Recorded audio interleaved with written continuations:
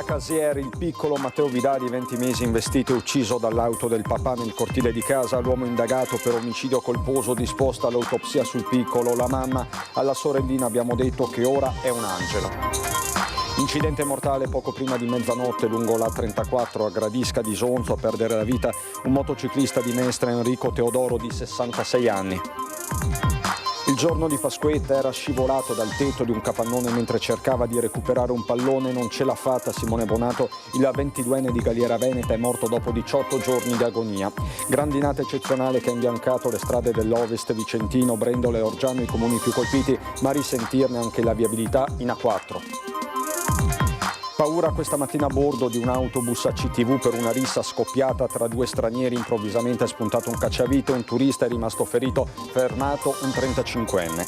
Frattura nel centrodestra veneto tra Lega e Forza Italia. Per Stefani gli azzurri sono fuori dalla maggioranza. Tosi ribatte: lo siamo da tempo, Zaia non ci ha mai coinvolto. Importante nomina in Confindustria Nazionale per Vincenzo Marinese, già alla guida degli industriali di Venezia Rovigo, sarà vicepresidente con delega ai territori. Alpini adunata nazionale ai blocchi di partenza, Vicenza pronta a ospitare le oltre 400.000 presenze previste, oggi la presentazione ufficiale dell'evento. Bentrovati, buonasera telespettatrici e telespettatori di Antenna 3. In primo piano per questa edizione regionale lo shock di Dossona di Casier, in provincia di Treviso, per la morte del piccolo Matteo Vidali, 1 anno e mezzo, appena travolto e ucciso dall'auto del papà in retromarcia. La Procura della Repubblica di Treviso ha aperto un fascicolo e sul corpo del piccolo è stata disposta l'autopsia. Un angelo dai ricciolini biondi, un bimbo vivace e allegro.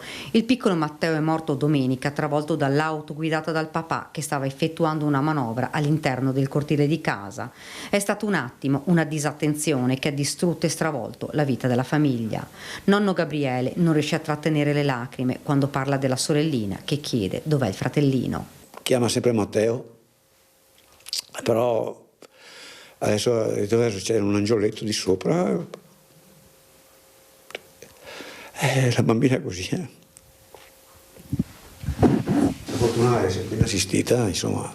Ecco, già uno psicologo. Il psicologo e il maestro soprattutto gli stanno dando una grossa mano. Alla sorellina abbiamo detto che Matteo è diventato un angelo e non tornerà più a casa, ha detto mamma Laura. Eravamo a casa, è stato un momento di distrazione, non lo abbiamo visto, stavamo uscendo per andare a fare un giro, siamo a pezzi, il nostro dolore è enorme. Non ho parole sinceramente perché non me lo ricordo ancora davanti agli occhi e spero che sia veramente in paradiso. Un angelo. È proprio un angelo, perché proprio era biondino così, un angelo proprio. Senta, lei ci diceva solo questo, cercava di prendere un pallone come tutti i bambini. Sì, stava giocando in cortile e correva dietro il pallone e giustamente cosa vuoi, il pallone è andato sotto la macchina. I genitori hanno preso il bimbo in braccio, sono saliti in macchina e poi la corsa disperata in ospedale. All'arrivo i medici hanno subito detto ai genitori che le condizioni erano gravissime. Matteo era in arresto cardiaco, poi i sanitari hanno fatto ripartire il cuoricino, ma i traumi erano troppo gravi. Ha combattuto per 2 giorni tra la vita e la morte, poi martedì la tragedia. Il papà del piccolo non riesce a darsi pace, ci racconta il nonno. Quando uno succedono queste cose qua, passano 50.000 pensieri per la testa, è molto demoralizzato e dovremmo stargli accanto per superare questo momento critico. Stretti, soprattutto alla sorellina. Vivremo per lei adesso. Le parole si fermano in gola, sul computer le foto del nipote, le guarda, gli occhi si arrossano. Ora il papà è indagato per omicidio colposo, ma è un atto dovuto per poter svolgere tutti gli accertamenti del caso. Nelle prossime ore sarà eseguita l'autopsia. La famiglia attenderà ora dalla Procura di Treviso l'autorizzazione per poter celebrare il funerale. La notte scorsa in A34 a Gradisca di Sonzo, un incidente mortale a perdere la vita, un motociclista di 66 anni, Enrico Teodoro di Mestre. Nella notte incidente mortale per un motociclista sull'autostrada A34 in direzione Villesse, come si vede dalle immagini realizzate da ilgoriziano.it. Stando a quanto comunicato dalla Sores, l'incidente è avvenuto alle 23:33 di mercoledì 17 aprile per cause che sono ancora in corso di accertamento. Un motociclista veneto, per l'esattezza di Mestre, classe 1957, Enrico Teodoro, stava percorrendo la A34 tra Gorizia e Gradisca di Sonzo, direzione Villesse, e secondo le prime ricostruzioni sarebbe stato travolto da un tir guidato da un uomo di 60 anni proprio poco dopo l'imbocco dell'autostrada a Gradisca, trascinato poi per alcuni metri e finito vicino a un altro tir che era fermo in una piazzola per la sosta notturna. Sul posto sono intervenuti subito i sanitari della Sores, i vigili del fuoco e 2 pattuglie della polizia stradale. Ma per il motociclista non c'era nulla da fare. La corsia è stata chiusa per i rilievi del caso e per questo ci sono stati anche dei rallentamenti al casello verso la 4. Intanto proseguono le indagini per stabilire l'esatta dinamica dell'incidente costato la vita al motociclista di Mestre. E c'è poi lo shock di Galliera Veneta, è morto dopo 18 giorni di agonia un giovane di 22 anni. Dopo 18 giorni in cui la speranza non ha mai abbandonato i familiari e gli amici, è morto Simone Bonato, il 22enne di Galliera Veneta che il giorno di Pasquetta era rimasto vittima di un grave incidente mentre stava trascorrendo un pomeriggio di festa con gli amici a Campretto di San Martino di Lupari. Il ragazzo era salito sul tetto di un capannone per recuperare un pallone. La struttura però aveva ceduto all'improvviso e il 22enne era precipitato. Un volo di oltre 4 metri, Simone Bonato ha sbattuto la testa con violenza, immediati soccorsi e ricovero in terapia intensiva all'ospedale di Padova, dove il ragazzo ha lottato in questi 18 giorni. Genitori e amici sempre accanto non lo hanno abbandonato un minuto. La famiglia ha dato l'autorizzazione all'espianto degli organi. Il fronte del maltempo, grandinata eccezionale, oggi a metà giornata nell'Ovest vicentino. Ci racconta tutto Luisa Bertini. Intensa, improvvisa, inaspettata, la grandinata che ha interessato il Vicentino, che dalla Riviera Berica ha colpito soprattutto i comuni di Brendola e Orgiano intorno alle 12, fenomeno che ha interessato anche il tratto vicentino della 4 tra Montebello e Montecchio Maggiore, causando rallentamenti al traffico. Tante le foto e i video che si sono moltiplicati sui canali social dedicati alle segnalazioni sul maltempo. Per questo fenomeno, una via di mezzo tra grandine e neve, gocce d'acqua gelata che una volta a terra hanno ricoperto strade e il paesaggio imbiancandoli. Questo fenomeno si è verificato dall'area del municipio fino a via Orna, quindi in un raggio di circa 2 chilometri di raggio, in cui a terra sono scesi praticamente 10 centimetri di ghiaccio. Sembrava fosse dicembre, con un freddo abbastanza pungente. È un fenomeno che non abbiamo mai visto e che ci ha anche un po' preoccupato. Non sono stati segnalati interventi da parte dei vigili del fuoco né danni a persone o auto. Da valutare invece saranno quelli alle colture, in particolare quelli legati agli alberi in fiore. Sicuramente danni all'agricoltura ce ne sono stati, perché giustamente le piante sono adesso in ripresa vegetativa. Per quanto riguarda auto, case e quant'altro, non ho avuto a ora contezza di danni particolari. Paura questa mattina su mezzo CTV diretto a Venezia, una rissa tra stranieri, è rimasto coinvolto anche un turista.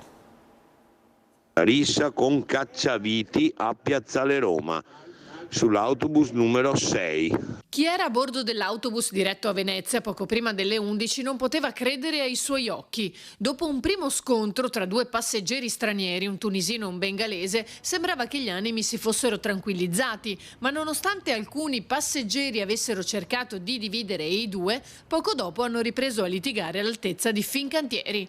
Sembra che il tunisino, in preda all'ira, abbia anche colpito casualmente col cacciavite un francese che cercava di fermarlo, procurandogli una ferita alla gamba non profonda che non ha richiesto l'intervento degli operatori sanitari. A quel punto l'autista però ha pensato di fermarsi e chiamare la polizia. In via Righi tutti fermi, si è fatto scendere tutti, bloccato l'auto, sono arrivata la polizia, manetta al tipo. Che è stato portato in questura a Venezia dagli agenti, mentre dopo circa una ventina di minuti, quando ormai l'altro coinvolto nella rissa si era allontanato, l'autobus è ripartito alla volta di Piazzale Roma, con a bordo i passeggeri sconvolti per quanto accaduto. Ritorniamo nel Vicentino, a Sovizzo, per un grave caso di maltrattamenti in famiglia. È successo al termine di una lite tra coniugi per futili motivi. Un uomo ha assunto atteggiamenti aggressivi e violenti nei confronti della coniuge convivente e del figlio minore. Prima gli insulti verbali, poi il passaggio dalle parole ai fatti è stato breve. Una coppia di stranieri, non nuova ad analoghe vicende, che però non avevano reso necessario l'intervento dei carabinieri. Secondo le ricostruzioni dei militari dell'Arma, al termine della lite, la donna, per fuggire ai maltrattamenti del coniuge, si sarebbe chiusa a chiave assieme al figlio all'interno di una stanza dell'abitazione familiare, chiedendo l'intervento dei carabinieri. L'uomo avrebbe anche tentato di abbattere la porta della stanza con spallate, pugni e calci, riuscendoci solo parzialmente. Immediato l'intervento di 2 pattuglie della compagnia di Valdagno e dei carabinieri di Montecchio Maggiore, che lo hanno immobilizzato. Grazie alle dichiarazioni delle vittime, i carabinieri sono riusciti a ricostruire l'intera vicenda, al termine della quale l'uomo è stato arrestato per maltrattamenti in famiglia e minaccia aggravata nei confronti della coniuge e del figlio minorenne. La pagina politica sale a 1000, la tensione all'interno del centrodestra veneto, un continuo botta e risposta tra alleati, in questo caso Lega e Forza Italia. Forza Italia fuori dalla maggioranza in Veneto, con continui attacchi al presidente, così Alberto Stefani. Lega, Forza Italia posta fuori dalla maggioranza dal 2020 senza nessun peso a Palazzo Ferrofini, così Flavio Tosi, Forza Italia. È sempre più caldo lo scontro in Veneto all'interno della coalizione di centrodestra che da 5 lustri governa la regione. Uno scricchiolio in vista delle regionali 2025, ma anche dell'appuntamento di giugno con europee e amministrative che decreterà il peso delle 2 forze politiche nei confronti di Fratelli d'Italia. A partire è stato Alberto Stefani con una dichiarazione pesantissima a mezzo stampa. Dopo mesi di incursioni e di attacchi nei confronti di Zaia e della sua giunta, abbiamo semplicemente certificato, registrato il fatto che Forza Italia ha deciso di non essere più in maggioranza. È un atto di chiarezza nei confronti degli elettori. Forza Italia non sta sostenendo Luca Zaia, non sta sostenendo questa maggioranza. Prima di Flavio Tosi questo non avveniva e la collaborazione con Forza Italia in regione era assolutamente un dato di fatto. La risposta di Flavio Tosi, segretario regionale di Forza Italia, già segretario regionale della Lega un decennio fa, che a diventare presidente del Veneto ci aveva già provato, non si fa attendere. Penso che non sia un caso più unico e raro dove un partito nazionale come Forza Italia, che appunto non è stato coinvolto né nella giunta regionale, né nelle commissioni regionali, né a livello di riunioni di maggioranza dal 2020 a oggi, parlo di maggioranza, ma riunioni di partiti politici del centrodestra, abbiamo sempre comunque votato favorevolmente a tutte le proposte che arrivano dalla giunta e continueremo a farlo. Quindi perché Forza Italia ci tiene all'unità del centrodestra e a non rompere lo schema del centrodestra.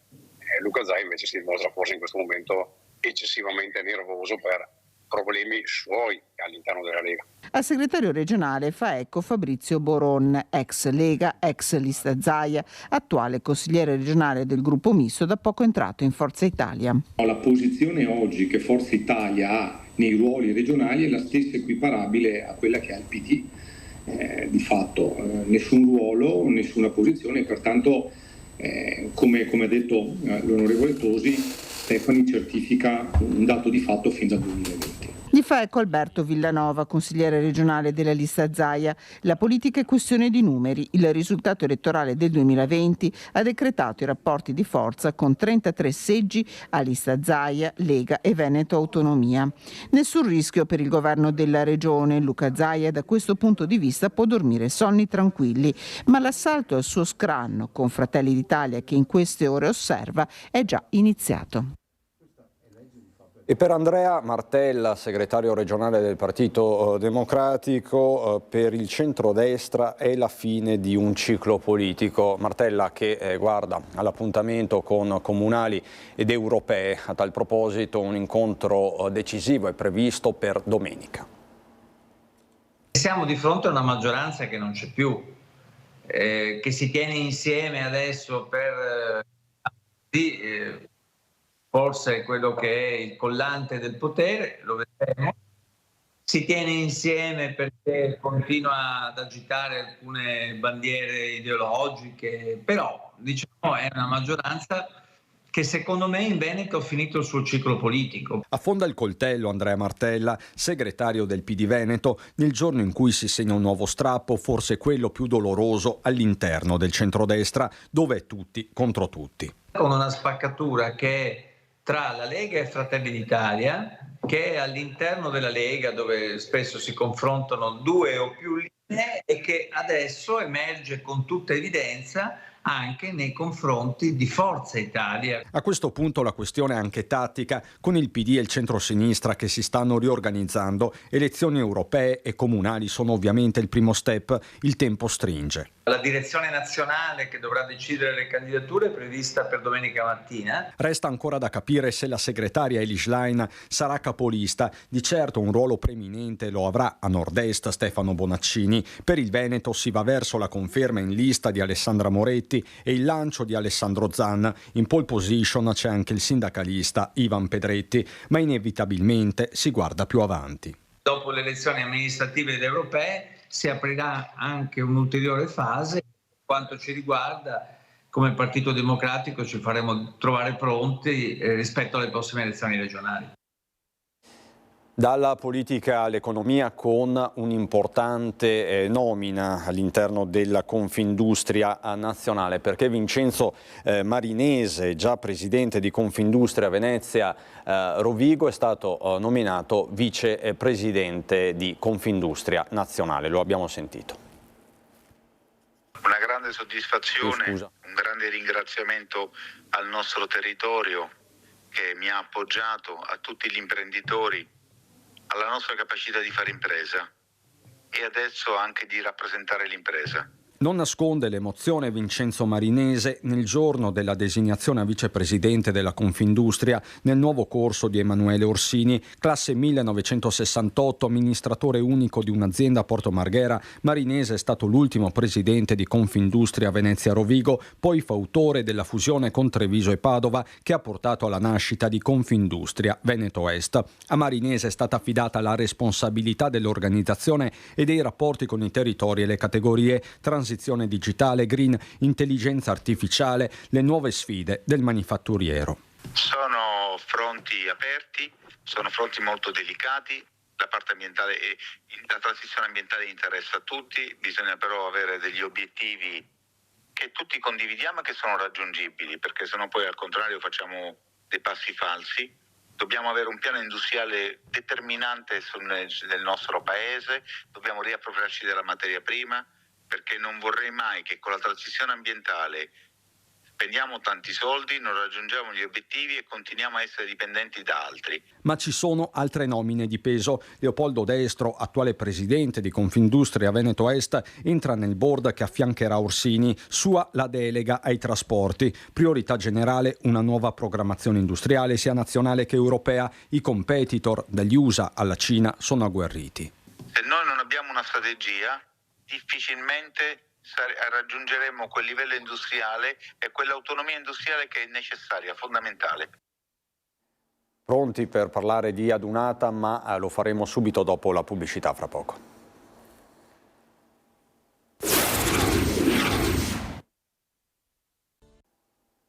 Ritorniamo in diretta per andare a Vicenza e parlare di adunata. Oggi a Palazzo Folco la presentazione ufficiale. Vicenza, cuore pulsante dell'Italia, l'orgoglio di ospitare la 95esima adunata nazionale dal motto Il sogno di pace degli alpini, che calamiterà in città dal 10 al 12 maggio oltre 400.000 penne nere, evento che torna nella provincia più alpina d'Italia dopo 33 anni. Noi qui abbiamo nel territorio vicentino i 4 sacrari, quindi diciamo che da lì dobbiamo partire, quindi i nostri valori che derivano da chi ha dato la vita per la nostra libertà e che quindi vengono ricordati e vengono sempre messi in primo piano. È il primo cittadino a parlare di evento storico, città che è già vestita a festa con 30.000 bandiere tricolore, macchina organizzativa che è in moto da tempo, dall'ospitalità ai parcheggi al trasporto pubblico potenziato alle scuole di ogni ordine e grado che in città chiuderanno per venerdì 10 e sabato 11. Bisogna farsi trovare pronti perché chiaramente sarà difficile tutta l'attività legata alla mobilità, agli spostamenti, però stiamo cercando di gestire la situazione causando il minor disagio possibile ai cittadini. Quali sono i tasselli mancanti, su cosa vi state concentrando adesso? Diciamo sugli aspetti che per noi sono anche sensibili come la sicurezza, quindi gli incontri e il coordinamento con il prefetto, con il questore, con le forze dell'ordine e diciamo un primo appuntamento che è fissato per il 4 di maggio con la presenza della fanfara della Brigata Iulia che sarà qui proprio nelle strade di Vicenza per dare il primo avvio concreto alla dunata. Kermesse che si aprirà il venerdì mattina con l'alzabandiera solenne in Piazza dei Signori e poi via via gli appuntamenti che animeranno la città e porteranno alla domenica in cui il serpentone di penne nere si snoderà in città per concludersi con la consegna della simbolica stecca alla sezione di Biella. Ci si aspetta non solo una grande festa ma anche un momento per celebrare i valori di un intero paese e coltivarne la memoria storica. Noi infatti vogliamo trasmettere questi valori che sono anche una specifica direttrice di comando che ha disposto il nostro capo di Stato Maggiore dell'Esercito e di far memoria di tutti quelli che sono i fatti storici che ci vedono impegnati dal 1872 ad operare a favore della nostra popolazione. E dal Veneto è tutto, vi lascio alle previsioni del tempo, buona serata.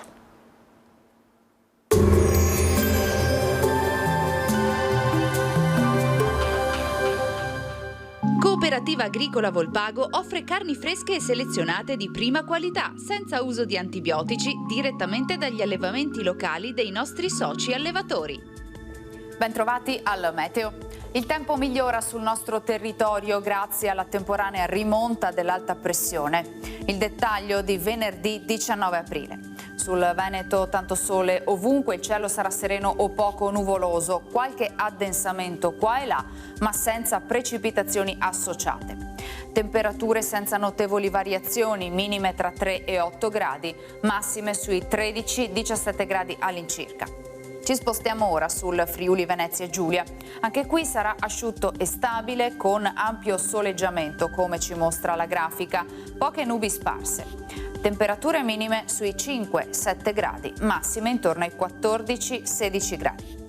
Infine diamo uno sguardo alla situazione del Trentino Alto Adige, dove sarà anche in questo caso soleggiato, con temporanei annuvolamenti. Temperature minime sui 3-6 gradi, massime comprese tra 15 e 16 all'incirca. Dal meteo è tutto, vi auguro un buon proseguimento in nostra compagnia.